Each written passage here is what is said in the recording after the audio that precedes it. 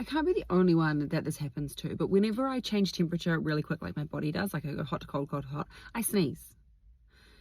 I always have, well, from what I can remember, but I sneeze. And then people think I'm sick, but I'm not. My body just, I don't know, can't handle it. Like I was in a heated room before and then I came outside to the cold and I just kept sneezing the entire way to my car. Like the other day at the gym, it was so cold and then I got all hot and bothered from working out and I started sneezing again. Surely it's not just me.